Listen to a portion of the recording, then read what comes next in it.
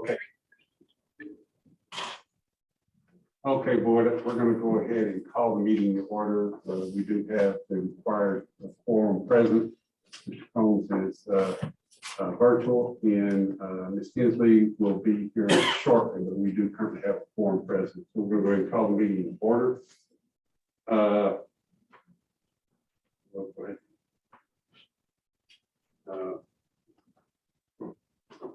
Notice is hereby given that the members of the North Texas Mobility Corporation Board of Directors will hold a regular meeting at 8 a.m. with the Denton County Transportation Authority, DCT Administrative Office located 1965 Lakeway Drive, with 260 Louisville, Texas 75057, and by Zoom conference, at which time the following agenda will be discussed. Effective September 1, 2021, the public is allowed to use the Zoom link below to participate in a board meeting. However, audio only is no longer allowed. Therefore, full video will be required when speaking to the board. To join the meeting, please use the information below. And that meeting is up on the screen, so everyone should get that information. Board of Directors reserves the right to convene and to close the executive session at any time during the meeting pursuant to the Texas Government Code 551.0712. To seek confidential legal advice from the corporation's attorney regarding any agenda item listed hereon. First thing I want to do is have some introductions as to the new staff that we have on board. And Mr. Garza, I think you were going to do that for us, please, sir. Yes, thank you. Make sure your mic is on and make sure that we're speaking up so that the mic catches. Okay. Hopefully everybody can hear me. Yeah, I'm happy to introduce a couple of new members to our agency. The first, Sean Spell, he's our safety and training manager. Right up here. John, good to have you with us, sir. Good morning, sir.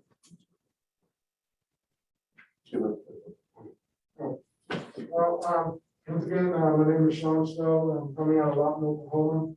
Another transit system down there. It's called LAT. I'm going to be working with Mr. Garza here on the safety and training program.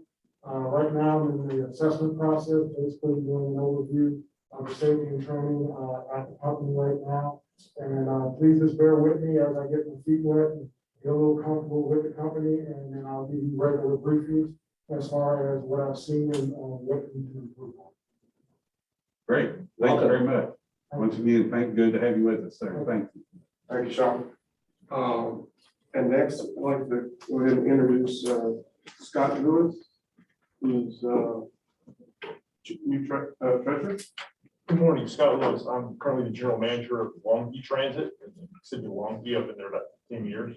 And so I appreciate this opportunity. And I too am in the assessment phase, just kind of learning the financials. Excellent.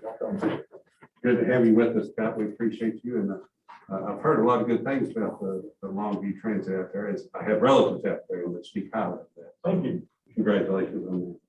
Good to have both of you here. Look forward to all the assistance that you'll be providing. Chair. Yes. Chair Hensley is joined. Good morning, Ms. Hensley. Good to have you. Thank you. Good morning, Chair Euchard. I apologize.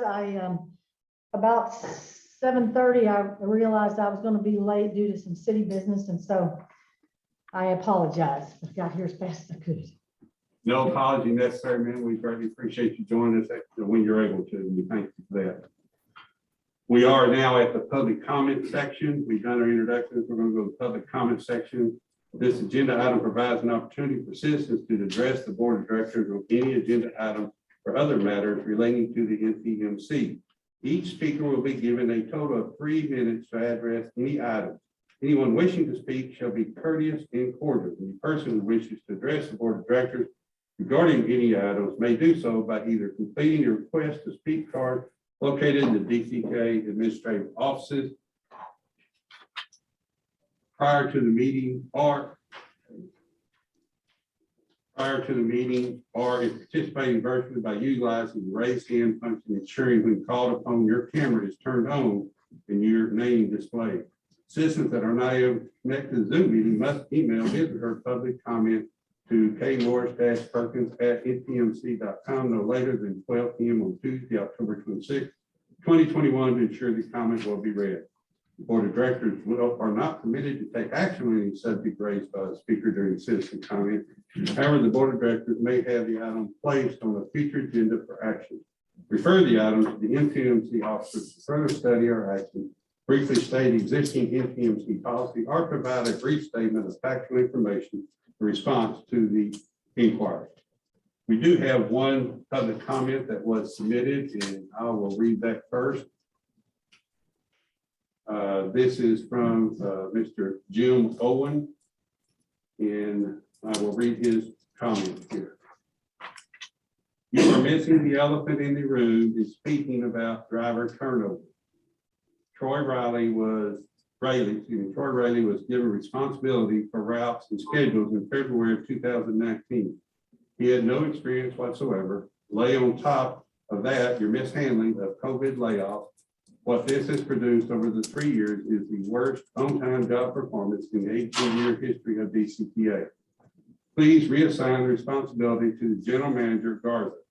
Just since January 4th, drivers, all of whom have had over 10 years with the company, have quit and discussed. When NTMC is more than 10 minutes late or they miss a run at UNT, you have just defaulted on the 10-year contract. A contract with a 30-day convenience clause on both sides.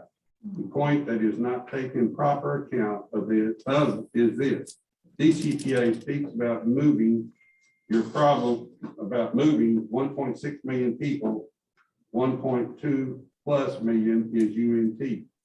The problem is the schedule, the paddles are not always attainable.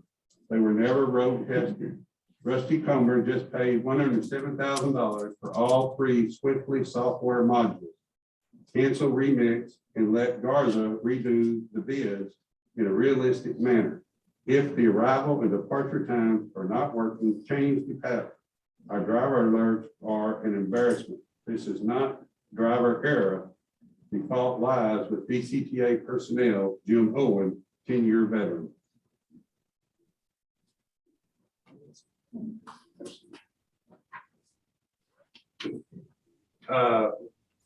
Is there any other comments? Keisha, or anyone else have their hand raised? I did not see anyone's hand raised in the chat. Okay. I would ask staff to develop some type of response to the comments, just to let them know that we have read them and we take them seriously. Any other comments on that? Chair, I will ensure that the board receives a copy of the comments. Thank you, ma'am. Okay, we'll move on to the consent agenda. Can I ask a question? Yes, sir. Go right ahead. I'm sorry. The staff note is his number correct in here where it says DCTA speaks about maybe 1.6 million, 1.2 million is UNT.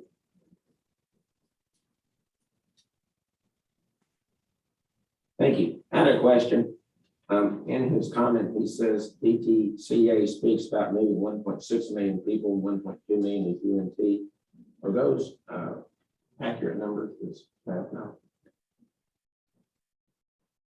That's a good question. I would have to take a look and back at the data to determine that. I'm not sure which year you from what period of time using it could be, but UNT is usually very high. Ridership it's higher than the connect route. So this year it's gone up substantially. And you'll see that in the ridership reports. Yeah. Any other questions? Okay, we'll move on to the consent agenda. Consider approval of the minutes, August 25th, 2021, NTMC regular board meeting, and September 29, 2021, NTMC regular board meeting. Do we have any comments, questions, additions? If not, entertain a motion to approve. So moved by Sarah. Second. We have a motion by Sarah Hensley to approve, a second by Member Hayes. All in favor, please signal by saying aye. Aye. Aye. Aye. Opposed, please say no. Motion passes. Thank you. What I'm gonna do now, so we can make sure we keep everyone, I know people have this is kind of a crazy morning with the weather and everything, but I want to make sure we get everybody's input on this. So I'm gonna move up to, on the agenda, I'm gonna move to item 3D, as in December, which is discuss and consider retention, recognition, and referral plan recommendations. And on that will be presented by Mr. Garza and Mr. Henderson. And you do have backup information. So I'll let y'all present it first, and then we'll go with questions that we might have concerns. First of all, we wanted to take a look at how we could provide maybe or improve the recognition, retaining employees and a referral plan. Currently, what we have in place, and I think Cameron is also, Cameron Springer, she's also on the call, she can correct me if I'm incorrect on certain things, but currently the recognition of the budget, if you take a look at pages 32 and 33 in your package, the budget for recognition items is about $392. We have some recommendations on that to increase that a little bit. Also, a referral bonus for staff and operators to refer an operator who's currently it's at $750.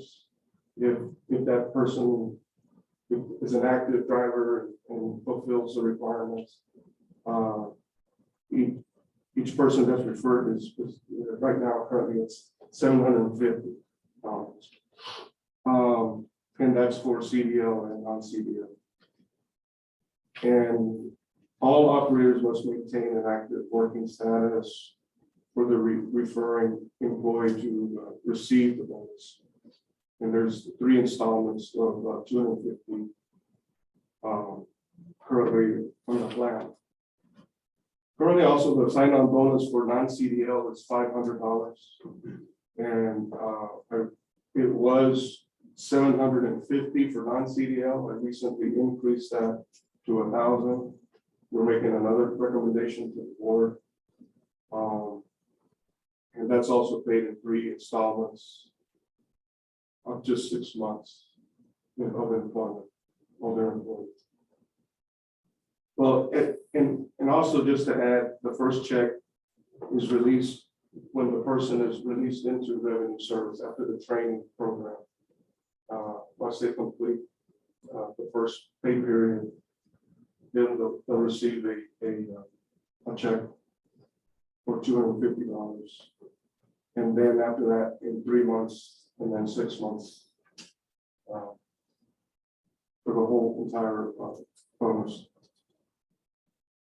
The retention incentive bonus, currently we implemented that in September 1st at $1,000. I think that's working out great.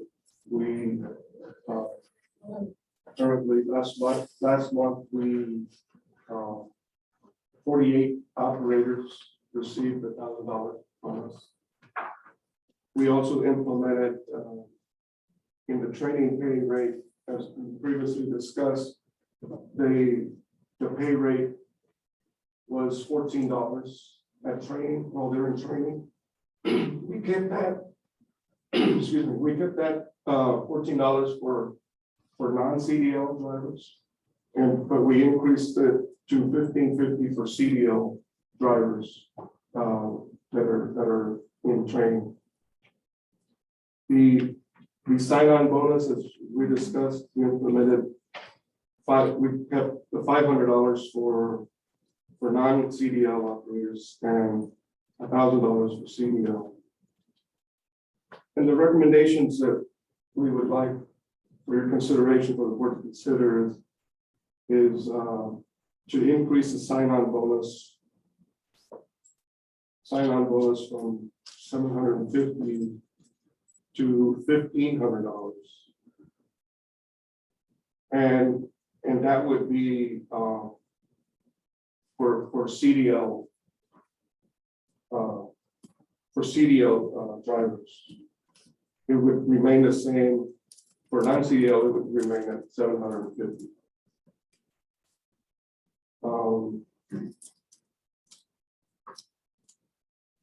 Also, on recognition items, recommending increasing the recognition budget to 1,500 instead of 392. And we've been already implemented a few other things to help recognize employees. As you know, we've been recognizing them here monthly. But we on top of that, staff has implemented a new system too, where they see somebody that does something positive, that anybody can help note that as like kudos for another employee and put that on the board so everybody can see it. Their names get put on the drawing and then they're selected. Let's say they're at random, they'll pick somebody like a raffle and they receive a goodie bag on behalf of NTMC. Just a little recognition and thank you for the service that they do. And I think it's off to a good positive start for the employees. As we mentioned, or we discussed last time, we wanted to change the culture. We want to make it more of a family type of oriented camaraderie with all the employees. And if you come and visit our agency, you'll see that a lot of that. I think Sean has also witnessed that now that he's on board. And so tomorrow we'll have a little kind of small cookout for the employees. Just again, just another way of thanking them and appreciate their services and what they do. Just little things like that we'll be continuing to do. We also would like to see, as far as the benefits, is to offer employees maybe some finding ways on how we can have maybe discount coupons for them as another benefit. You know, we'd have to reach out to vendors and things like that to see if they would be willing to do that. If they go to their service or to their facility, their firm and offer them a discount, they're willing to do that. It's just one of the things that we're trying to come up with as an added benefit when they join the company, things like that. All those ideas are outlined at page 32. Cameron, if you'd like to add anything, or Mr. Louis?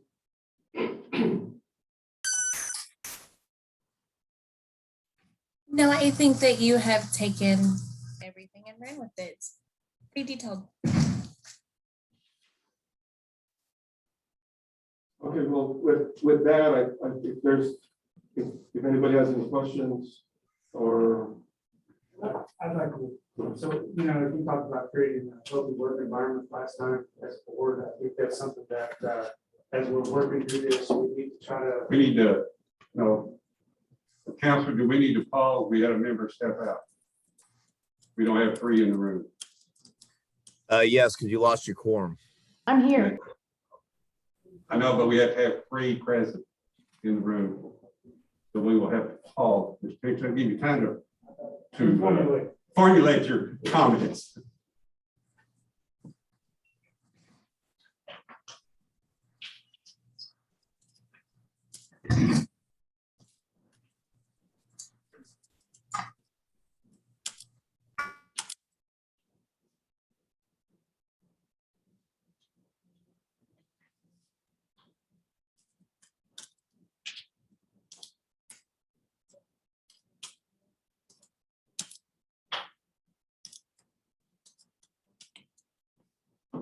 Okay, we have Member Suarez back in the room now, so we will reconvene back into our regular session. Mr. Hampson, you were going to make some comments.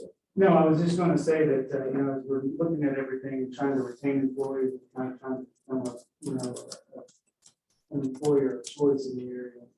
some of the things that we want to do is some outreach and with Mr. Spell, he's a veteran, served at Fort Sill and a lot of other places. So he's going to reach out to the Veterans Administration and to different places where we can see if we can, bring in former military that are exiting, that are moving to this area.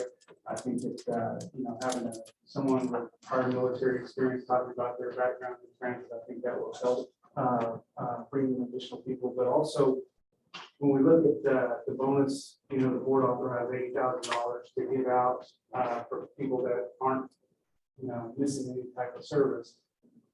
What was the number you were giving? 47? 48. 48 people will receive that bonus, but there's a number of other people that did. And I think the thing is that we as a board need to understand is that even with $1,000 bonus hanging out there, they're tired. And so we've got to figure out some other ways to give them time off and still incentivize how they can, still receive some type of incentive. And so we've talked about doing employee of the month, employee of the year, and giving out some other like some gifts, goodie bags, things like that. Just things, attaboys, those things that make people feel special. And as I said before in the last board meeting, it's not always money. And I think whenever you look at the budget and whenever, you get $1,000, if you decide not to take off this day, if somebody's got a wedding or something that's really important, they're going to take it off and lose that $1,000. And I think in some ways that's viewed as a negative by the employee. So I think some of these other things that we can put in place, I think will all fit within the budget, but also help us get to where we want to be as far as becoming an employer that's an employer. I'm glad you mentioned that because I also wanted this to touch on, because of the incentive bonus, they're not able to use their PTO time or personal time off to, if they want to qualify, be eligible to receive the $1,000. So because of that, they're kind of having to hold on to their PTO, and it's accruing. And usually, they can only, under the program right now, they can only roll over 60 hours. The operators can only roll over 60 hours of it, and they'll lose the rest. So in a way, it's kind of,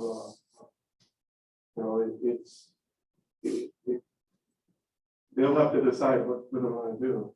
And so we'd like to take a look at that, revisit that issue about vacation time. One of the things about in operations, from an operational standpoint,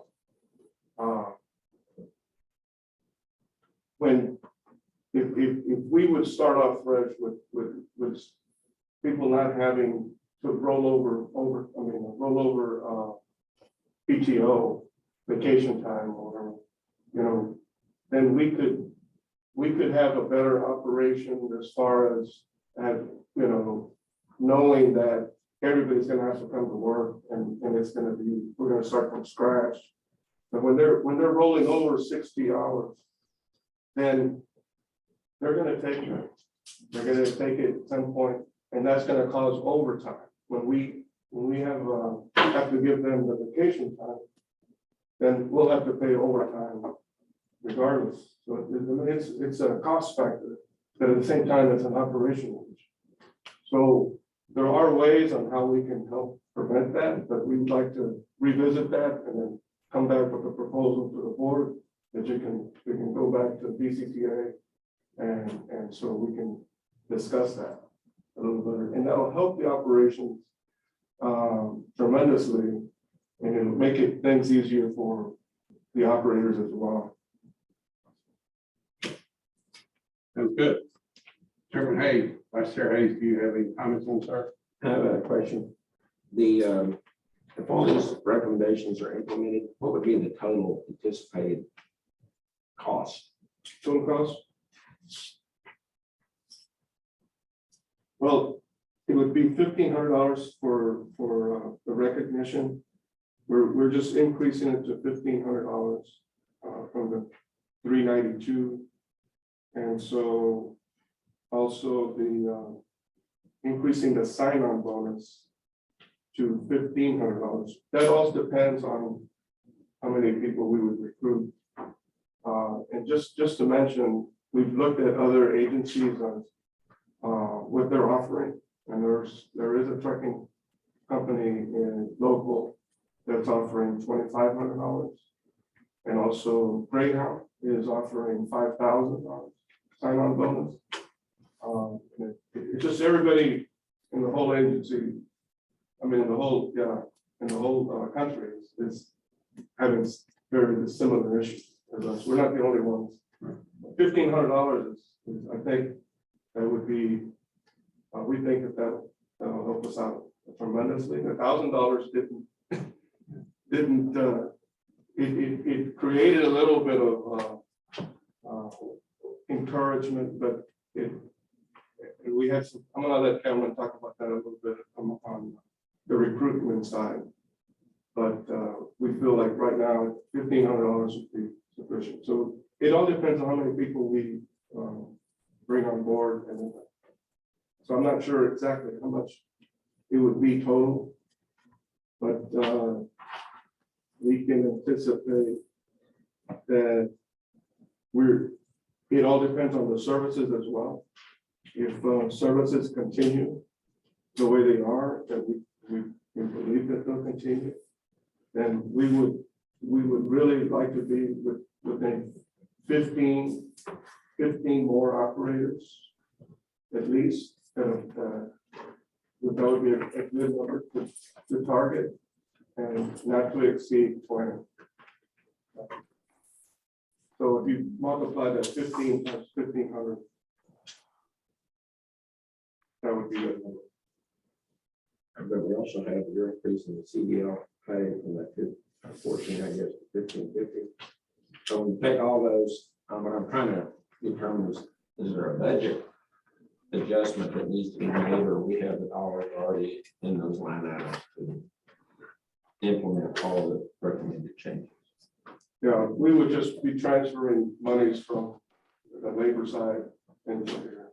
We would try to use the same budget that we currently have. We'd be transferring funds. Vice Chair Hayes, this is John Henderson. Looking at the numbers, I think when we look at what the cost of losing an employee is when we bring them on board, I did a study here, it's probably 10 years ago. It's about $3,800 for an employee, every employee that you lose. We think this is going to be a budget neutral type incentive. We don't think it's going to cost us any more than what the current budget is. We just are trying to figure out how to move some money around to make sure that we can retain employees so that we're not investing in interviewing, bringing these people on, drug tests, and physicals, and then losing them 2 weeks down the road. Because that's a substantial expense. And so we think if we can create some incentives to where we can, bring these employees on, retain them, we're going to, be able to keep them on board. We're going to be able to create more of a positive environment for them, and then create some incentives that will help retain them long term. So we think it'll be a, budget neutral type investment. Member Suarez, sir. Thank you, sir. I don't see this as a DCTA financing issue. I think I tend to agree with you. We're historically and consistently under budget and salary and wages within NTMC. It's clear that we have significant shortages in staffing that can in turn mean that we're not spending all the budget that we have. We're using, as it's been communicated, supervisors, dispatchers, and others to run service. So I believe the money's there. The one concern I do have is that we're talking about changing the pay structure longer term as we fill positions. It can become an issue. So I think that needs to be looked at and brought back to the board for consideration what the impact to salary and wages would be long term. But I'm supportive of supporting what you need to do in the short term. I don't think it's going to be a budget issue at all. It's not something that would require a budget amendment from the DCPA. Member Combs, did you have any comments or questions, sir? Can't hear it. I just say I'm supportive of the recommendations. I think we need to move in this direction to make the impact needed. Yes, sir. Member Hensley, did you have anything, ma'am? Yes, two things. One is I'm also supportive, but I think this is, and I said this the last time, this is part of a bigger problem that's going to continue to fester.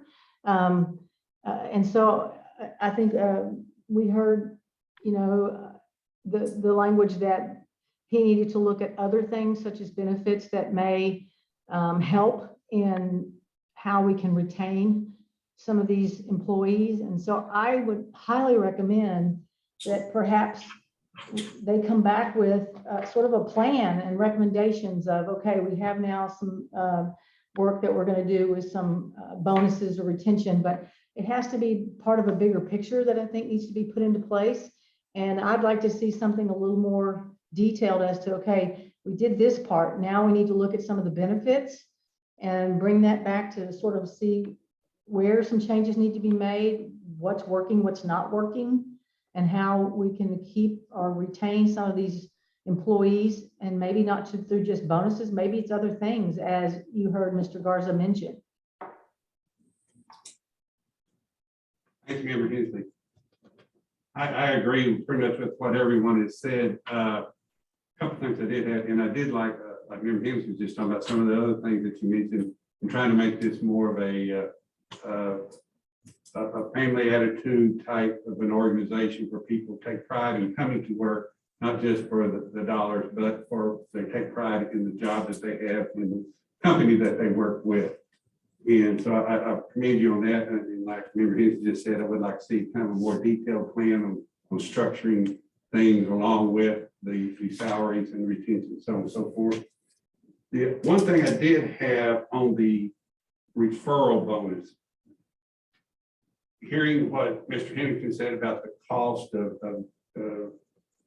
bringing on a new team member, would it be sense, if I'm understanding this correctly, if on the referral bonus, the person that made the referral would get the bonus after how long the person has been, how long, what is the time frame the person would have to be here? The new hire would have to be here before they receive a referral bonus. I'll just say, I would like to see that maybe 3 months, that the person be here for 3 months, at least 3 months before you get a referral bonus. That way we wouldn't, I think it would prevent us from having to go out of that cost that you just explained to getting that person trained, getting all the stuff we have to do, and then a month later they leave, and we've already paid out a referral bonus. Yeah. If they It's stay away currently for at 6 months. I'm sorry. Currently at 6 months. Oh, it's 6 months. I misunderstood. I thought that the first 250 of the referral bonus went out once they went on payroll. Yeah, they received the first paycheck when released into revenue service after they finished the training. Referral bonus that goes to the employee.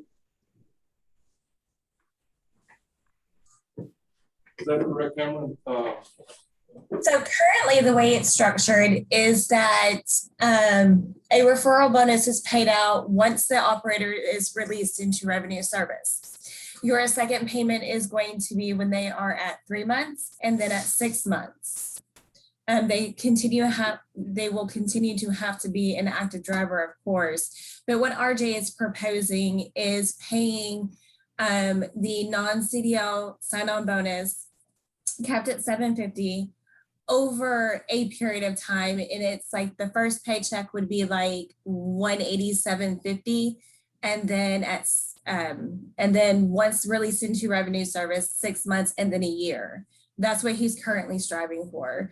That's what he's wanting to change, because what we're seeing is an increase of people being here for a couple months, maybe even to the 3rd month, and then they may not come back. So I think with the, excuse me, with stretching it out just a little bit over a longer period of time and moving at per se the CDL sign-on bonus, I think it will give us a better advantage of retention with our operators. Cameron, this is John Hendrickson. The chairman Hubert, I think his question is for the employee referral. When do you pay out the employee referral? So if I refer an employee, an operator, when does that get paid out? Is that 6 months? Was RJ correct on that? No. So it is, like I said previously, it is paid out. The first portion is paid out when the operator goes into revenue service. So it is the same pay period that perhaps the operator gets the first sign-on bonus because they get it once released into revenue service, then at 3 months, and then at 6 months. Cameron, not the sign-on bonus, the referral bonus for an employee. That's the same. It mirrors the sign-on bonus. For 6 months. What about the retention bonus? That was one time, correct? One time per month, yes, ma'am. Until I think the end of November. Okay, so they each get $1,000 per month till the end of November. October, November, yes. Okay, for me, it'd be nice to have a chart that kind of lays all this out we could look at right now. I know that Mr. Garza put this in the backup information of the different things he's recommending, but I'm a little confused, to be real frank with you. You got a sign-on bonus, you have a retention bonus, you have a referral bonus. Maybe it's just me. And I understand, and that was my fault, especially on the referral bonus. What I was thinking was, I would like to see the first payment. What I was thinking was, because of the cost to put that person into the pay system to begin with. Mr. Henderson gave us an estimate of that, or a study that he had done, but that's the very first month. And so when that person goes in, a referral bonus of 250 would go out to the employee that's in there. I would like to see that first pay go out 3 months so that we know that that employee that was referred has been with the company 3 months. And so I think your likelihood of that employee staying with you on a long-term basis is much greater if they've been there 3 months than 1 month. So that was kind of my thought process on that. Then you do it again if you do the first at 3 months, then the other 250 at 6 months, and then the other 250 at the end of the year. That way the person still gets a 750 as long as the employee stays with the company. That was my thought. Okay. I'm sorry. Cameron, go ahead. I'm sorry if I misunderstood your question, but yes, as it sits right now, like our sign-on bonus or our employee referral bonus mirrors the sign-on bonus, like when it's paid out. Okay, and that's what I guess I would like to see changed. And I do understand Member Healy's concern of keeping all this straight. If we could maybe get a chart that shows those, there's 3 items there, I guess we're talking about. We're talking about a retention, a sign-on, and a referral. Is that correct? We can get So if we could maybe get a chart and showing those items, how much they are and when they get paid out, then I think that would make it much clearer for the board to understand. Is that what you were thinking about? And yes, and I guess my question is, are we keeping up, do we do exit interviews with these employees? And I hate to belabor this, but when you have employees and you're bringing them on, you give them a bonus, a retention bonus, those kinds of things. I think that's great, especially when we're having such an issue with supply chain all over, people and equipment supplies. But my concern is, are we doing exit interviews to find out why are they leaving? That way, then you tie the bonuses, the whatever it is we need to do, the changes in the employee benefits to what the real issues are, not we're chasing a problem. Right. And yes, we do exit interviews should the employee choose to participate. We don't make our employees do it. We do ask them when they are leaving to complete it, and they have a choice either to or not to. I guess I deal with 1,700 employees, and when I know we're losing somebody, they don't have to fill out a form, but it's helpful, to know, was it another job? Was it job dissatisfaction? Because was it the pay? Was it the benefits? Because again, I feel like we may be chasing a problem, but not having data to prove it may be the benefits. It may be they don't have enough time off. It may be the money, I don't know. Right, and we do talk to our employees, and I know that RJ has had several conversations, and I've had several conversations with some of the operators who recently left in the last 4 to 5 months. Okay, just given that as a time frame. A lot of our employees and a lot of our operators have left due to not just stability of employment with the routes and everything that's going on, but it's also other things like there may be somebody may retire. We've had maybe 2 people retire in the last couple months. And then also it's more for other employment. Either they have had a better work schedule. Their schedule is not as demanding over there that it may be over here in their eyes, or they may have a better opportunity for growth, which they have it here too.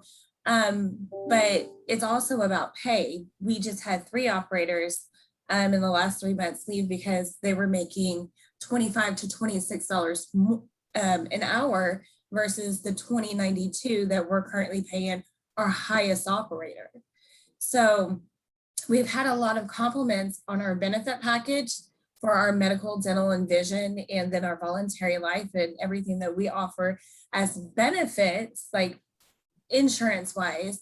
But I mean, there's also that stability that they have found to be very unstable right now with the changes that could possibly take place. Yeah, no, I understand. I understand. I guess my suggestion would be, though, I know we need to do something. I absolutely understand. One would be a chart to just give us some idea of what we're doing, and that we're not really chasing a problem, but we're really creating something that will be more a long-term solution.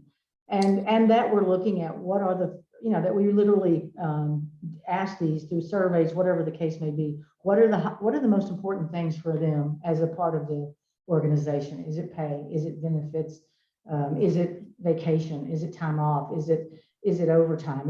There's so many different factors to this. And even if we solve the problem today, there's going to be continual issues. And I think if we want to do this right, and we want to make sure from a long-term perspective that the Mobility Commission under the DCTA has qualified employees that are happy and engaged in their workplace, we have to know more about what are the issues than just throwing money through retention, through bonuses, and through those kinds of things. I'm all for that to solve whatever problem we need to do, but I see a bigger long-term issue. And I agree and understand that. I think maybe what might help, because some of my clients have done that, larger clients that have a large number of employees have done that. Every so often they will do kind of a survey of employees, and you make it where it's anonymous. They can fill out, you maybe do it with their paycheck or send it to them for anonymous. They can fill it out. If they want to do it online, they can. Of course, you can't really make that anonymous, but they could do it by paper. And you could maybe give them a list of some things that we offer and this, that, and let them assign their importance to that particular item. And then also give them an opportunity to add any particular item that they feel would be important to them. Then once you get that, and you just do it to all employees. And then once you get that, you can look at it, accumulate it, and determine what's the best route to. You're not going to satisfy everybody all the time. I understand that, but it gives you an idea as to what we should look forward to try to retain the base membership of our staff. I've seen other companies do that, and it's worked well over the years for them. I know that they do it about every 3 years. Yes, sir. Member Suarez. Thank you, Chairman.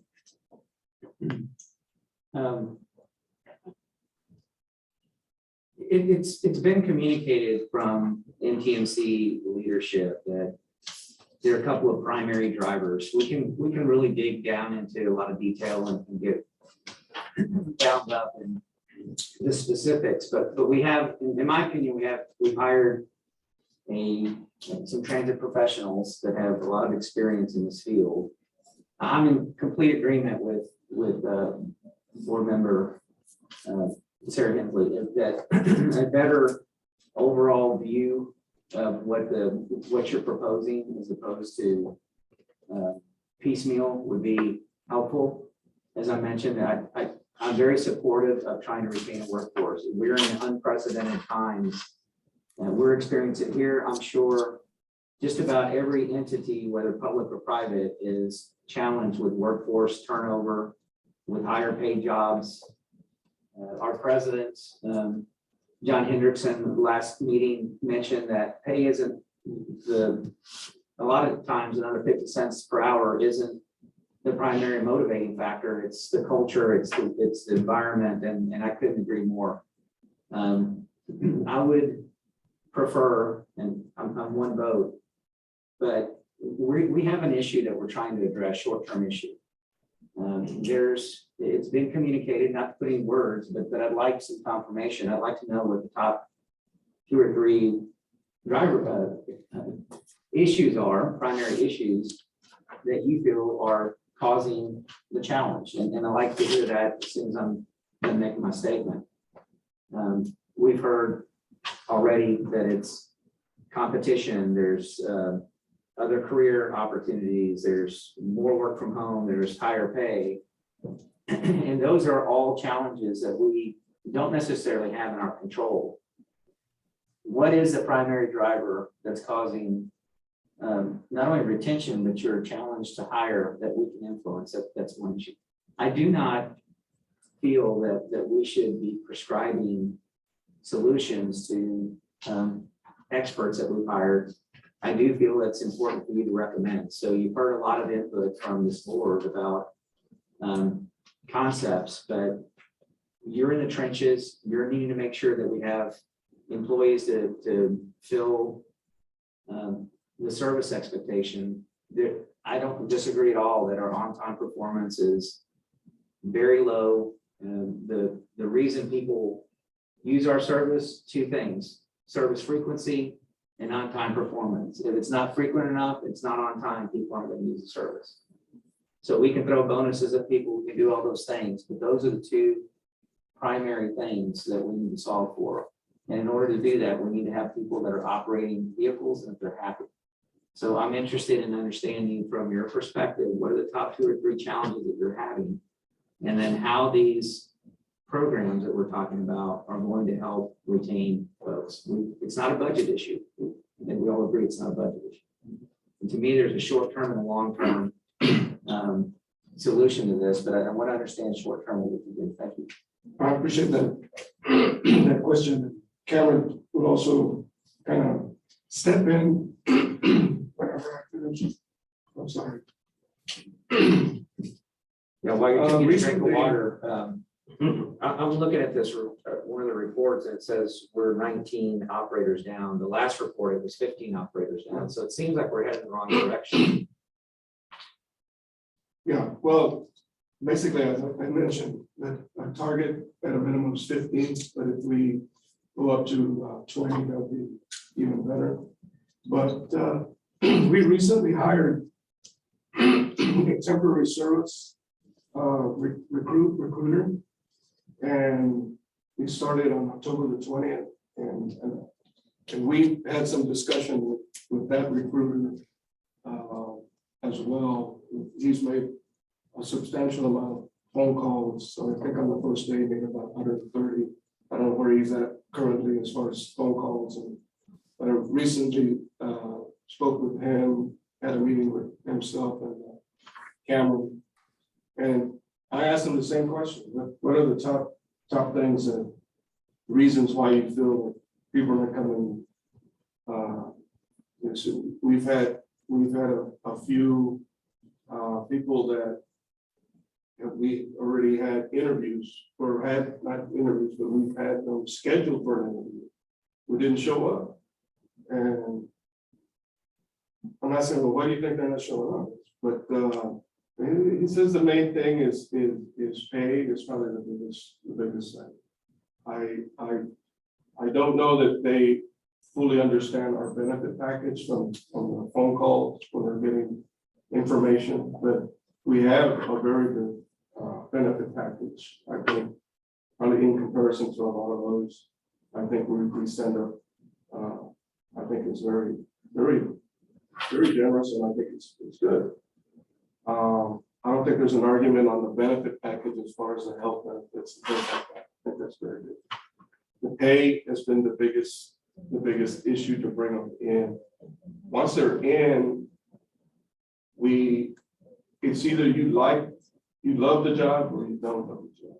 If you love to work with other people and the public and dealing with that type of situation, then this is the job for you. Sometimes it doesn't work out.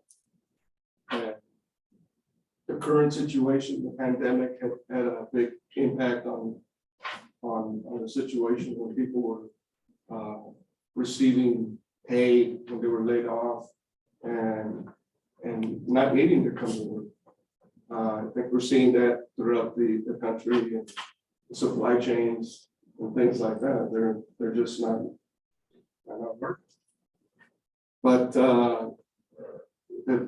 another challenge that we have is location. Sometimes it doesn't work out. We can't change the location. We're just too far for them to come over. And then again, to pay, to offset the cost of fuel and things like that is a different challenge for them. So location is an issue for a lot of people. That's been the top two. As far as the third reason,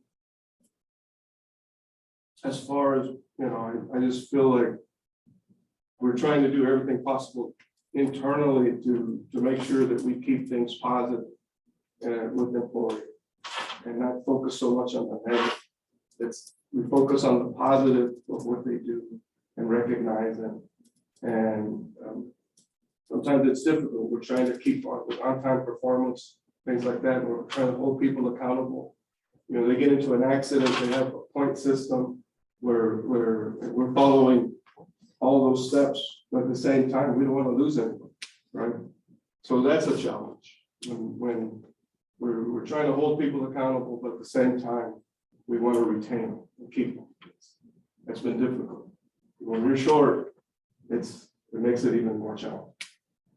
But that has been the top three issues. I think the items that we have before you, I feel it's a good starting point. I do agree that we need to come back and with an overall and see the results, what's working, what's not working. But for now, I would appreciate your support on the current items on the agenda so we can move forward with that. And I hope it'll be a positive effect on, engaging people and having more applicants into the system. Cameron, did you have something that you want to add to that? As far as the what you feel, the top three? Cameron, and also if you want to mention that some of the drivers they did apply for other positions, so. Yes, that actually, 61 number would have we been have 63 or whatever. but we're talking about and maybe this will help. So we have hired 2 internal operators to fill some of our staff positions. We have recently filled the whole entire dispatch department, and we've also filled our road supervisor. I know that our dispatch department has been short-staffed for quite a while because we have not found the perfect candidate outside externally. So we were looking inside and we found what we believe would be the most ideal person to be able to fulfill this role from an operator. We also have fulfilled our internally for our road supervisor as well. So there is growth within our company, and that's something that some of the operators have said, well, what type of growth is there for, operators? And there's always been growth here, but I don't think that they actually really paid attention to the job openings and things like that. But once you got to talking to them, and once you got to, telling them what they can learn, what they can experience on a day-to-day basis, they started becoming more interested. in staff positions. And that's why we feel like it's important for us to fill some of our roles internally. I know that that kind of takes away from our drivers. However, meaning takes away from our staff, but that's why we have moved up higher in some of our needs for operators, because we have fulfilled some of these roles internally from operators. Okay, We do have two candidates that'll be in training, starting November 1st, 2 drivers, new hires, and 1 new dispatcher. okay, okay. What I think would be good maybe, and all this is great conversation, don't get me wrong, it's all great conversation, but I think maybe we could have staff put it together, some of the thoughts that you've had, that you've expressed today, what is working, what's not working, what things that we need to shoot. I know you've made a good start here, don't get me wrong, you made a good start here, but kind of a big picture item, I remember Hensel was referring to earlier, that gives us to look at, okay, here's what we need to shoot for, to focus on. If you hear some of the things we can change, but and kind of put it in a, not a long summary, but a chart or a bullet point type thing that gives us something that we can look forward to, that we kind of grasp a hold of a little bit better. I think what might help. The one thing, go ahead, Member Swears, you had something for that. I'll think of another thought in a minute. Go ahead. Okay, I have a question for Mr. Hendrickson. You made a comment in the past, I brought it up again, about pay not being the only motivating factor. And I agree with board member Hensley that I want to make sure we're chasing the right thing. You have experience with our transit authorities. A lot of us in the room have experience with our transit authorities.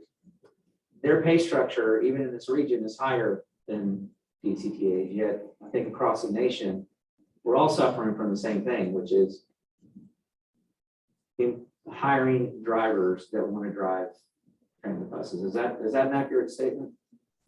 Or is it not? Because my concern is that we're making this about pay, which we certainly need to be competitive. No question about that. But I do hear from other transit properties that they're also facing employment issues and their pay scale is higher. So that's where I think it's a challenge for this board, as you're hearing, that we need a better overall assessment of what we can do. And maybe there's little we can do because of the marketplace. Just don't know. All of these questions, I think, are things that go back to, we got to develop stability for the organization. Employees have to feel stable in what they're doing. If I'm stable in my job, I'm not out looking for another job. If I feel comfortable with my job, I'm not out looking for another job. And so I think, I just kind of wrote down my top 3 as we were sitting here listening. And I think that sometimes when you go in there and you do service cuts without a full-fledged, 5-year plan. So here's the big picture, just like this board is asking for, we want the big picture of all of these benefits and all the things that we're going to change. And the employee wants that same thing. Whenever they're looking at, okay, we're going to do some service cuts here, but we're adding this service here, or we're doing this. I think they need to see that as well. I think we as a board need to make sure that we're not doing knee-jerk reactions to things. We're putting together a focused plan that's going to help us continue to move forward. And so I think service cuts has been a thing that, and the rifts that have happened in the past have created a lot of turmoil with the employees. I think we need to start trying to correct that and make sure that we're being open and transparent and providing information on what the ultimate goals of DCTA are in NTMC and what those service levels will be. So that way employees will feel more stable in their job, they'll feel more comfortable in their job. Benefits package wise, I think we have a great benefits package. And so you have pay and you have benefits. Well, if you look at benefits over this next year coming up, there's some serious increases that could happen to the benefits. And so the pie is only so big. And so we have to decide, do we provide this level of benefits and this level of wage, Or do we shrink down the benefits a little bit and increase the wage side? I mean, the pie is only so big, so there's only so many ways to cut it. We just gotta decide how we want to do it. I think one of the other things that we need to do is look at, how can we not change our culture, but improve our culture's response to how they feel about us, as NTMC, as board members and as a group. And I think some of the ways that we can do that is we can get with Cameron and send out an employee survey, and we'll do that over the next month. And we'll try to sit down, and I'm going to attach Mr. Spell with that I want him to make contact with each employee and talk to them and just see what their top 3 issues are as to why they're still here or why they may be looking to go somewhere else. And I think we need to really try to, step back and get some insight from the employees to see, because we need to know why they're not referring other people, why they're not asking their buddy, hey man, I know you need a job, why don't you come over here and work with us? We need to ask some of those questions. And I think part of it is, it goes back to one of those key points, which is instability. And I think if we can correct that, make it more stable, make it a premier employer in the area, and they feel like, as RJ said earlier, family, it's a family-oriented organization, I think that will help us kind of start putting the building blocks back in place to stabilize. I mean, we're kind of, in a point where we're bleeding, we gotta do something different than just a thing. Well, and you're trying to triage, it sounds like, with these incentive plans until such time that we can create some stability on what's happening with fixed route service. And so, we've got to look at the work-life balance, and I think the bonuses that we've given out and say, hey, you don't take any time off, we're going to give you this bonus. Some employees are so tired that they're just like, and so they're giving up a bonus, and so they feel slighted from that perspective because they're not getting a bonus for taking time off that they have earned. And I think that's something that we as a board have to understand, that we're doing some things to help triage this time frame that we got going on right now, but we've got to figure out long term. RJ brought up the carrying over PTO. I think that is something we as a board should look at because I think that's a long term, that's a bad idea, because you need employees to take their time off, you need them to be well rested. It helps with accidents, it helps with retention, it helps with them having a work-life balance.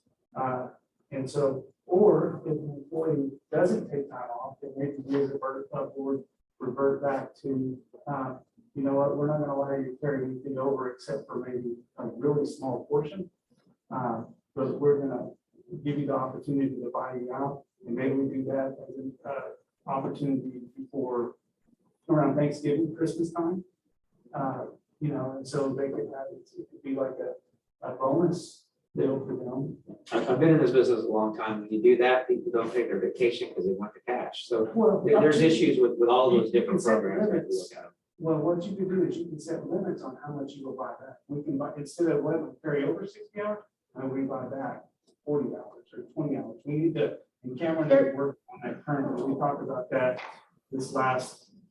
after the last board meeting, looking at what those budget impacts would be. But we've got to make sure that we're, as a board and as management of employees, that we're making sure people are taking their time off. And at least getting enough rest. But then some of those additional time, maybe it would be more beneficial to them to receive some wages for it and get paid for it rather than take that time. Yes, ma'am. I think we're rambling. I think we're chasing an issue there's not a good answer. I think they've given some very good reasons, but I think we need a chart that lays it all out. I think we also need a chart that says, here are the other things we're going to be doing over the next 3 months to try to look at retention and retaining employees. And a format to literally have discussions to find out what are the key issues? What is the root cause as to why these people are coming in, staying for 2 months and leaving? And we can throw all sorts of money at problems. There's no problem with that. And I'm certainly willing to support a short-term fix, but this will not solve the problem. I tell you that, I agree with Raymond. This will not solve the problem. And we've spent now 45 minutes on this one item. And I think, this is the kind of, I'm just, speaking because I live this every day. If it's not laid out well, if it's not clear, concise, and to the point, it's hard for us to make a decision or make an understanding of what's going on. I absolutely believe what they're saying. I don't doubt it one bit. And I know we need to do something. But I think we're chasing our tails here and spending all this time on one item when we really need to direct them to go back, come back with a succinct chart that shows here's what we're seeing, here's the way to fix it, here's the longer term solution, and here's how we may have to address that. And then we can really make some decisions because I want to support them. I know they're struggling. I want to be the first one to say yes. I thank you, that I agree with you. I understand that it's all good ideas and thoughts, but that needs to happen between staff to make that determination stuff. So I think we've given them direction as to where we need to go from there. So back to the order of this exact item, is there any, go ahead. What does one have to do to become eligible to receive the retention bonus? What does one do to become eligible for the retention bonus? Oh, to be eligible, just they have to work their 100% of their regular shift and not call out. For how long? They cannot use their PTO time Yeah, for how long? for a whole month. For 1 month. They can work extra work, but that doesn't count as part of it. They just need to work the regular schedule. Whatever they pick, that's what they work it. Don't call out, don't use their PTO. Right, and I think what will help is if you put that on a chart form so we can look at that and see that on all three of those items, the retention, the referral, and and actually the pay also probably, so there's 4 items there. So back to this item, is there any action that anyone would like to recommend or make a motion on this particular item? I move that they come back, or if they can provide us with a detailed chart and more information, and I'm not opposed to a special called meeting if necessary, but that they come back with more detailed information and facts so that we can make an informed decision. We have a motion by member Hensley. We have a second. We have a second by member Hayes. All in favor, please say aye. Aye. Aye. Aye. Opposed, please say no. Okay, motion carried. The staff understand the vote by the board? Okay, great.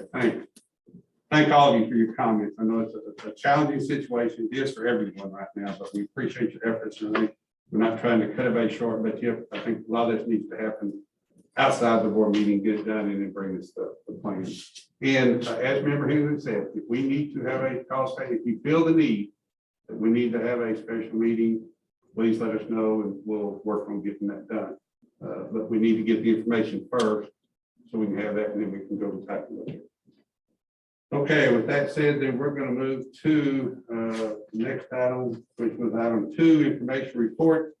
We had our monthly financial statements, fiscal year 2021, year to date, September 2021, and DCTA bus ridership report for September 2021. All that information is in your packet. There's not a action to be taken on this, but it's open for anyone who has any questions or comments or concerns on this. Anyone have anything on these?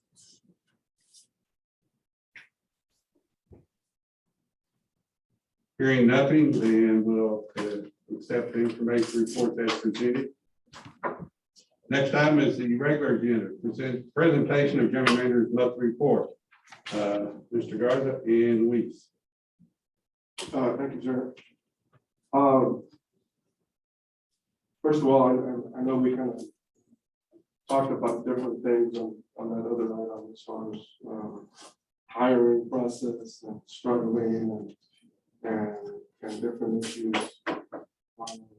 Some of the things that we've done to try to help our current situation is we had staff has made a new schedule for run bid assignment for operators.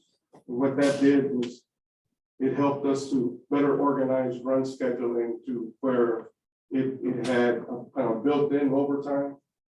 And it helped us to fill some empty spots as far as runs.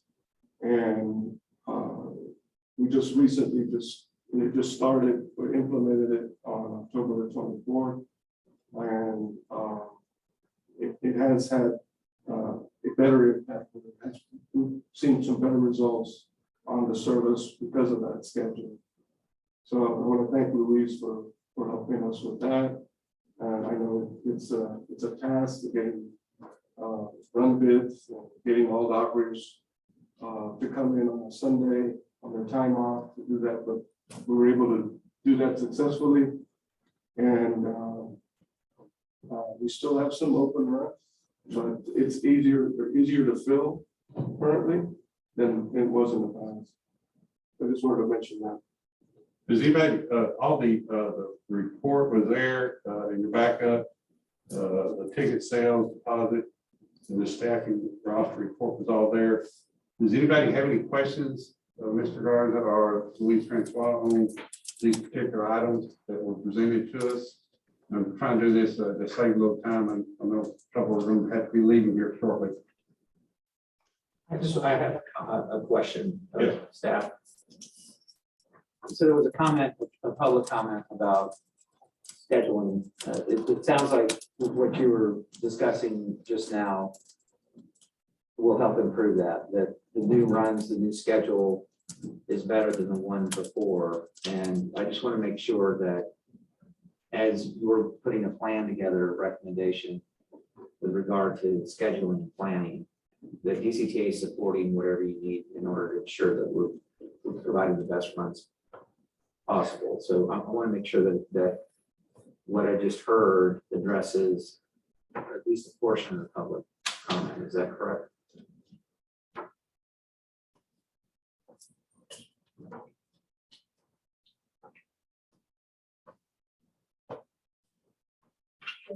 Yes, you're correct.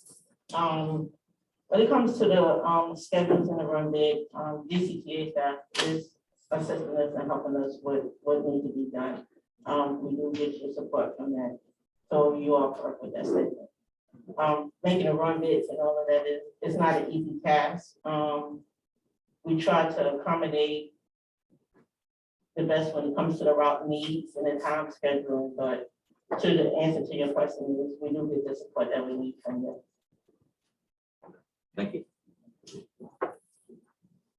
Did anyone else have any questions on those three items there? Okay, we will move on then. Presentation of the fleet maintenance report, Mr. Salzman.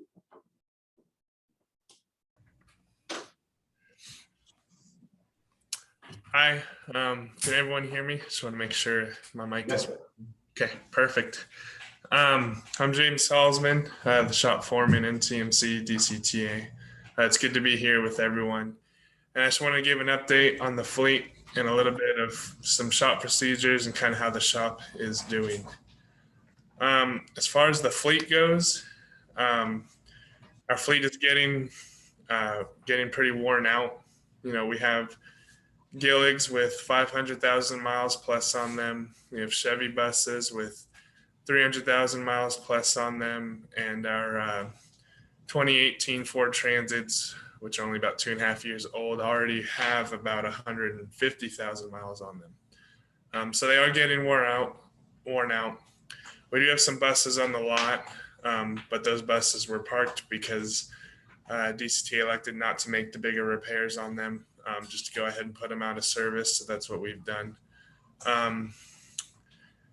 which is fine. I just would recommend that we think about the new buses going forward, especially when we talk about adding or taking away routes. I just want to make sure we don't have any problems with not having enough buses. I guess that'd be the main thing, is just not having enough buses to make what we're supposed to make.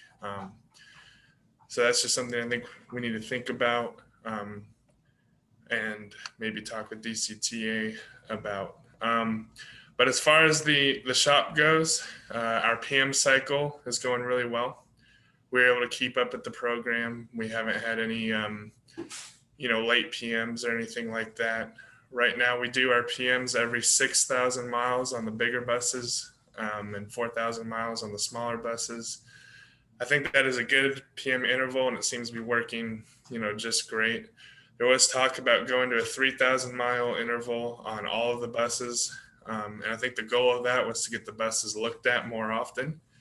I don't think that would, that would be the best thing for us. The manufacturer spec for the engines that we have, at least our Cummins engines, is every 7,000 miles. So I think we're okay on that. Especially because we've been doing our function checks. At least we try and do it once a month on every vehicle, but lately we've been able to do it twice a month. And a function check is a complete PM on the bus, checking over everything just without changing any of the oil or the filters.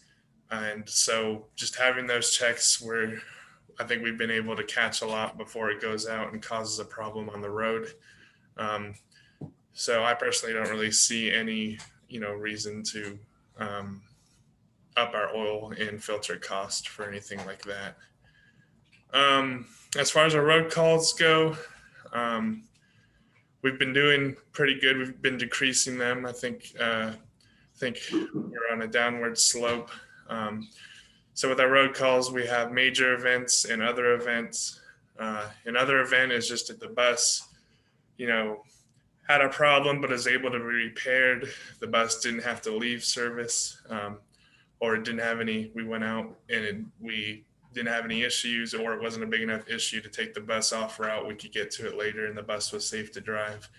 And then we have major events, which is where something really bad happens with the bus and it has to be swapped. And so the major events are what we really want to try and avoid. So right now, between May 1st, 2020 to October 20th, 2020, there were 175 road calls. 38 of those were other road calls, and 138 of those were major road calls where the bus had to be swapped. Looking at the same dates for 2021, after implementing all the function checks and all that, which our team of mechanics, we have a great team. I think they've been doing really well at this, and we've reduced it down to only so far having 160 road calls, and 47 of those were others, but only 117 were major road calls. So I think we're trending in a downward decrease on road calls, which is a great thing. And obviously what our goal is to make sure that the buses stay running. The more time they're out on the road and the less in the shop, the better. And I think we're trending towards, I already think we're doing my team is doing a pretty good job, but I think we're trending towards being even better. So that's all I really had. I appreciate all of your time and let me come to give this report. And if anyone has any questions, I'd be willing to answer any. So thank you, Mr. Sullivan. I want to personally, now on behalf of all the board and all of us here, want to thank you not only for your report, but all that you do. If we don't have the service and the performance of the shop and the maintenance, we're not going to exist. So the buses can't run without that, and we greatly appreciate that you and all your team members do to make this facility or this administration possible in keeping the buses running. I would maybe like to ask Mr. Garza to have you put together some type of recommendation on I can't think of the word I'm looking for, but for the buses as they're getting older, where you rotate them out and you get new equipment or you get replaced equipment. I know you talked about some part, but maybe we get a report back to the board as to what our company there, what's the word? Replacement. Right, vehicle replacement program be going forward, so we can make sure that we keep the buses up to date. We can definitely do that. I would like to request, I have to request from DCTA what their current capital improvements plan is, so I can determine whether we're on the same page or or we're online for replacements of units, as Jimmy mentioned, is a lot of units with very high mileage.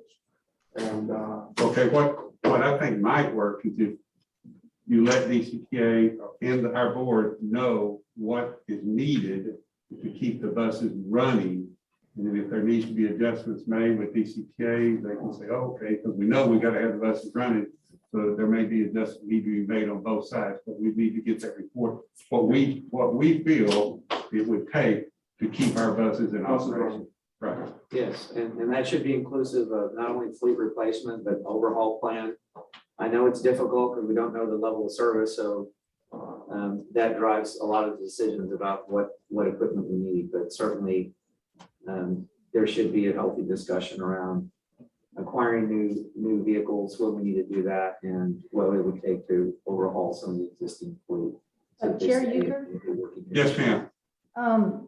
I do have a question on that. Two things. One is I assume there is a vehicle replacement program. If there isn't, that would be something that needs to happen fairly quickly. The other thing is you're going to experience the same thing we're experiencing. And that's why I would really highly recommend that you get something together and you put in priorities, because there's a supply chain issue. You're not just getting the buses, but getting the parts to the buses. So you almost have to have it way out there in front, because we're experiencing problems getting police cars and other vehicles because of supply chain issues. And it's taking twice as long to get these vehicles. So if you don't have one in place, I would say get it as soon as possible to project out what you're going to need, because you're going to have issues getting it to these buses to replace them, or even get parts to fix the ones you have. And I agree 100% on that. And that was why I did bring it to our attention. My mic not working. Or, no. If it's working, I'm fine. Okay. Thank you, sir. I agree with you 100%.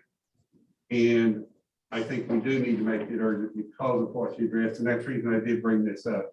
I want to make sure that we do have this. And if we need to get DCJ's cooperation on this, we need to make it, we need to give an outline to them of what the urgency is and why it needs to be done, and so on and so forth. If we can get that put together, I think we need to do that just as soon as possible. I agree with that. Any other comments, questions on that?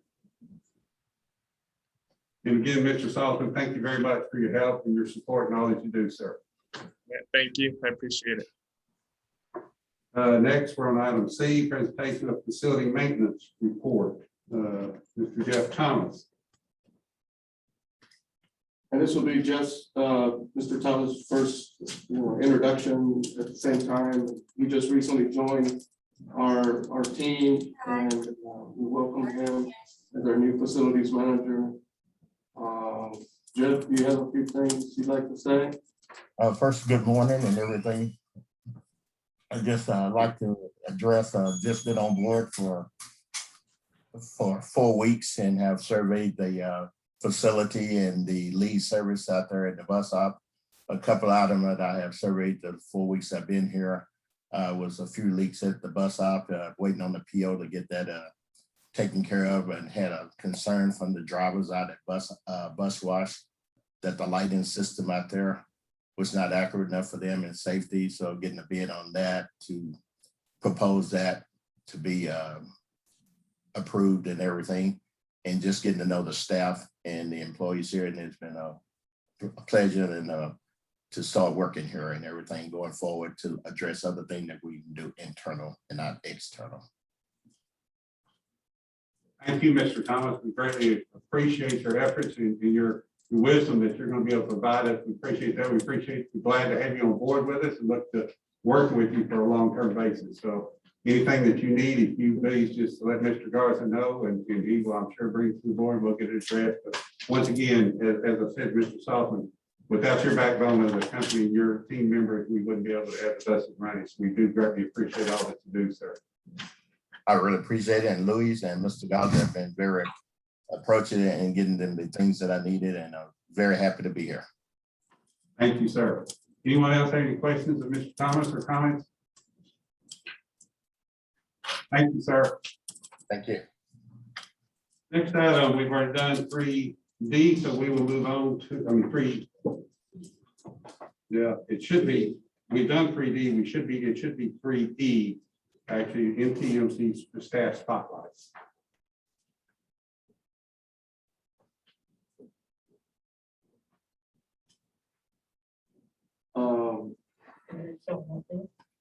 You know, this next recognition was Avis. And this is for Ms. Amy Spacer. She's the CSR, and that's the CSR customer service representative over there for the call center. She the one takes a whole bunch of phone calls when passengers or just the public have any questions, comments, or concerns about what kind of service we're running. She's always willing to go above and beyond to the help, not only to the customers too, but also her colleagues. She's very, very approachable. She's not only, she listened to the questions and the comments and the concerns, but she followed through. She will call back to the passenger or customer to give them information. If she don't know it, she will go above and beyond to get the answer. She's been employed with NTMC for approximately 5 years. We have customers that only want to speak to Ms. Avis. That's how awesome she is. Very friendly, always smiling, always helpful. She's very, very outstanding. I don't even know what else to say about her. She's always, she's there when you need her. She goes above and beyond. You don't have to ask her. When she see a task need to be done, she goes to Ms. Louise, she goes to her customer service manager, Erica. She go, I got this, I help out. Very pleasant. Awesome. She also provides us a lot of feedback from what Yes. the customers are saying over the phone and some of the things, improvements that maybe we could do. They also assist with the Go Zone as far as customers calling in about inquiring about that, helping them how to get their app going and how to schedule something. She's she's somebody that probably could be recognized every month. Yes.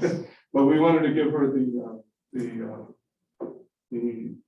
spend this particular month for her and recognizing her efforts and thanking her. We're really appreciative of her work. And many others need to be over there. They have a real good team down there, and we're real happy with them. But anyway, thank you, Ms. Avis, and we appreciate your work. Well, I want to thank personally on behalf of the board and all of our members of this Davis staff team. I'm not sure if you're listening, not, but if you are, we thank you so much. And I would say just by seeing your photograph up there, I can see why you make people smile. You have a beautiful face with a great smile and a great attitude, look the way you look. And that's, I'm sure, the way you attack your position every day is that you're going to make sure that people are taken care of and feel that, and they feel like their response is heard and that they do matter. And I know that's a big part of your job, and it's not an easy part, but I know it's a big part. We greatly appreciate all your work. And if she is not listening, I would trust that y'all would please pass on our congratulations and our sincere appreciation for her doing this day in and day out. That is not an easy job. I hear often from the DCTA staff that she's spectacular. My interactions with her have been the same, so I'm glad to see that she's being recognized. Thank you. Any other comments? Okay, takes us to item 4 is convening executive session. I do not believe we have anything for executive session, do we, Counselor? There's nothing for executive session.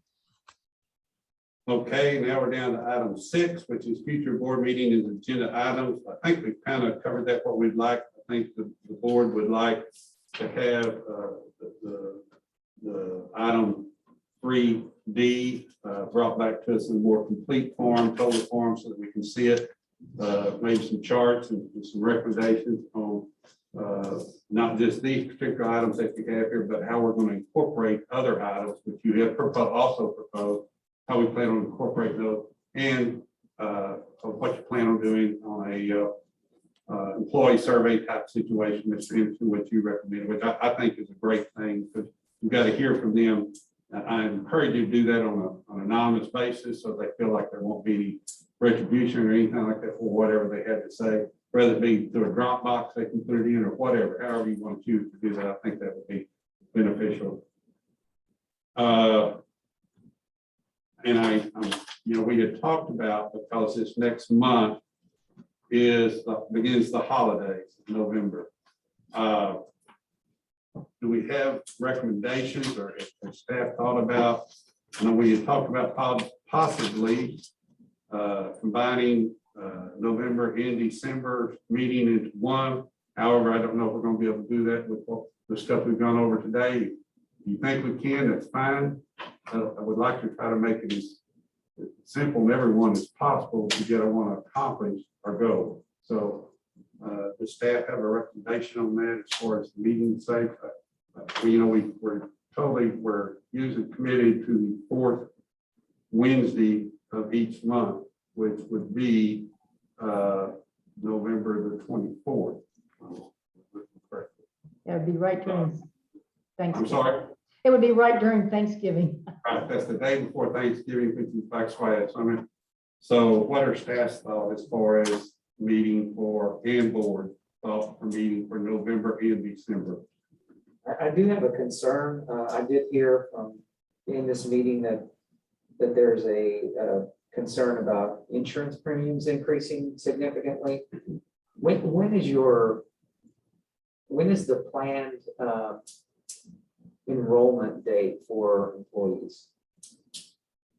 Cameron, there's so many. I don't want to get off topic here, but my concern, so let me restate my question. It may not even be a question, it's more of a statement. I'm concerned about timing. If we combine the meetings, and DCTA has, and move it to December, then you have enough time to get this board and the DCTA board, should it require a financial amendment, that it gets done prior to when employees need to sign up for the new pay plan. So that needs to be thought out. That's probably my biggest concern out of all of this, is making sure we've talked about benefits and how good our benefits plan is. But if you're concerned that we're going to see a significant premium increase, and it's going to impact decision making, I would, Cameron, when is our insurance renewal? I would assume if it was January 1, we would already have that information. Right now So right now they are currently working on the medical renewal. Per our brokers at Holmes Murphy, we were looking at a 30% increase for medical premiums, just due to the pandemic and due to our loss ratio. Let's stay on task and not get too far off topic, because we're just looking at dates. So we just need dates. I don't have a date right now. I do apologize. I should know something more a little bit later on this week. Well, but now my question is, what is our actual renewal date? Okay, so our renewal date is 1/1. Okay, that was my question. Okay. And that, Counselor, I was trying to determine for our meeting dates was actual renewal date. Correct. I'm okay with I that. do apologize, guys. That's okay. That's fine. It works. That's a renewal day. You have to back up from that. When do the employees need to sign up for the plan? Well, typically a renewal date, that your open enrollment will be around your renewal date. Because you don't know what people to do it until you do your renewal. Right. After February 1st. Is that correct, Cameron? No, sir. So we try and do open enrollment like in November to be effective on January 1st. Well, due to negotiations with medical, we've kind of had to push the early open enrollment back a little bit. So I should know like more of a date of when we can do our open enrollment, and our plans are going to be effective 1/1. This is Sarah. I am seriously concerned about how all this is taking place, and think that maybe we need to have a meeting in about 2 weeks and have it posted for discussion about this whole topic of where things are headed under, we're looking for a date. So I think we need to look at going ahead, not going any further than a date, because I don't want to violate what we have on the agenda. But I think we better have a meeting in the next 2 weeks to discuss and put this on the agenda. And I won't go into any further detail, but this, what I'm hearing here is very problematic. I agree. I don't think we should combine it like till December. Cameron, will we have all the information from the medical for in the next 2 weeks, or to have a meeting in 2 weeks? So from my conversation with Holmes Murphy throughout last week and early this week, they are hoping to have our final rates by the end of this week, hopefully sooner. Okay, to that, then could we either choose November the 10th or the 17th? Would that work for people? I'll make That's it work. 3 weeks. That's 3 weeks. I'm sorry. I will make it work. If we can start at 8, I will make it work. And if we can keep the agenda to a couple of items, including this, then I should be okay. I need to do the 17th because I'm out of state on the 10th. Yeah, I'm fine with that date too. Everybody okay with 17th? That gives staff 3 weeks from today to basically get, I think the items, the major items we'd like to have, all the other items are very important too, but I think the major items that we'd like to have are the items we discussed earlier on 3, which is item 3B today, the retention and all that referral and the bonus situation. And then also the insurance thing. I can tell you, I'm in that business, and I can tell you that's going to be a very difficult, challenging thing for us to discuss. I think we're going to have to look at it and make some decisions, but we can't say, well, go back to this. There are some opportunities that we can do, but that's all a discussion that I can give with staff and maybe give them some direction on what to bring forth. But I think that'd be a good point to do that. So I believe, Sarah, you might be able to help on the scheduling. There's a mobility committee meeting scheduled for the 17th, that Wednesday at 9 a.m. Yeah, I mean, And I'll likely need to present, if we can do it at 8 a.m. and have a quick conversation, I can probably do it, but I'll have to be remote for that. yeah, you're right. You're right. That if Member Suarez is going to be remote, and I know Ms. Eason will be remote. Yes, I'll have to too, because I have a meeting and I'm pushing my meeting back to 9:30. That means the other 3 of us would have to be in attendance here on premise. So I can do the 17th. If 8 in the morning doesn't work, would a later time in the day be better for everyone? When I'm saying noon or something like that, y'all tell me what's best for y'all. I'm available. So am I. 8 in the morning works better for me. Okay, all right. So we'll go ahead and schedule me for 8 in the morning with the intent. It's got to be a 1-hour meeting. Yep. So everyone be sure that the contents that we have, we don't get chasing rabbits and start going off on different items. I'm sorry, Sarah. And we don't go off on different items, but we stay focused so that we can get some good conversation on that and move forward. So as soon as my recommendation would be, as soon as staff can prepare information, backup information on those items, if you would go ahead and distribute that to the board members. That way the board members can look at it. If they have questions or comments, they can respond back to you. Please do not respond all. Right. Just respond directly to staff on your questions or items. That would give staff the opportunity to answer some of those questions before we get here and have all the information set forth, which I think will expedite the meeting. Okay. Staff understand that? We got that? Okay, great. Any other items or thoughts? I think it's been a great meeting. I know it's been challenging times. Everyone's in those right now. So the shortage of employees in tools and parts and everything else is just amazing right now. So we'll get to it. And I do appreciate what everybody is doing. Appreciate your time and efforts for everyone that's here today and everybody, all the team members. You'll be sure to give them our thank you for their gracious. I know it's been some challenging times, but we're going to get through this. Okay. Mr. Chairman, before we convene, we got 3 committed to being in person on the 10th. I will be here. 17th. I'm sorry, 17th, not the 10th, 17th. I'm here. I'll be here. Mr. Combs, will you be here? I will try to be here, yes. Okay. All right. Okay, good deal. Thank you, Counselor. Okay. Move to adjourn. Have a motion to adjourn? Second. Second, all in favor, say aye. Aye. Aye. Opposed, please say no. Motion carries. Thank you, Thank everyone. you, everybody. Thank you. Thank you. God bless. Right.